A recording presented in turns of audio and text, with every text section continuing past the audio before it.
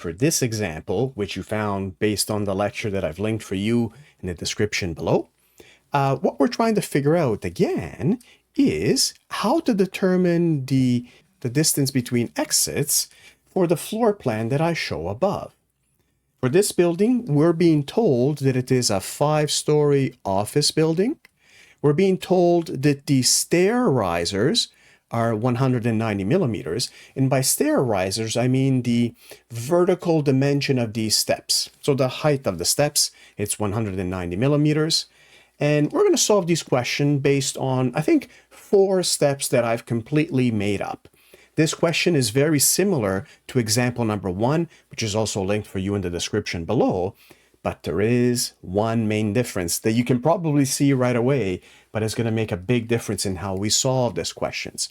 So here are the 4 steps that I've completely made up for this question. You'll come up with your own steps. Perhaps you can even do it all in one step, as long as you show all relevant building code references.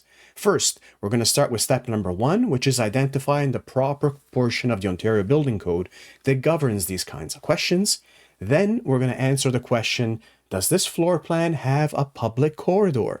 Finally, based on the answer to that, we're going to move on to properly calculate the distance between exits. And finally, step number 4, we'll come up with the final answer for this question.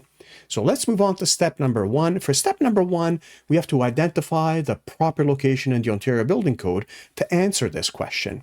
And based on the lecture that you just reviewed and the course notes that are associated with this, the correct portion of the Ontario Building Code is right here under Division B, and it's either going to be clause 3.4.2.31a or 1b.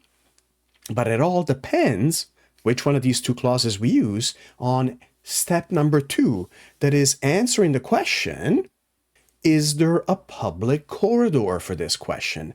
And you'll notice that the answer to that is no. There is no public corridor for this question, right? You can see it above. Compare this to example number 1. There is no public corridor. So typically that means that there is only one tenant, say, in this floor area, in this floor space. So what that means is, in this case, because there is only one tenant, because there is no public corridor, then we must select clause 3.4.2.31b under Division B of the Ontario Building Code. What that also implies is that the maximum distance between exits, or the minimum distance between exits, must be more than 9 meters, okay? It cannot be any less than 9 meters. That's a better way of saying it.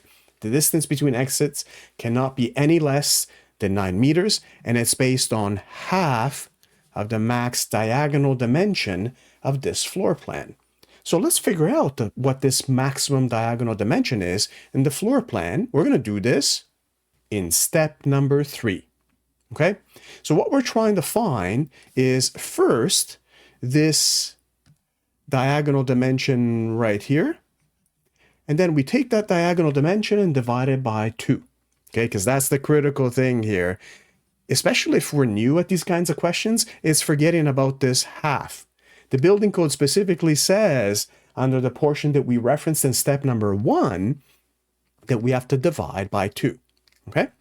All right, so let's find these dimensions. Dimension A right here is going to be 66 meters based on what I see in the floor plan above. Dimension B here is 36 meters right here. Okay? And then I use this formula, which is basically a slight modification on Pythagoras, because we've added this divided by 2, okay?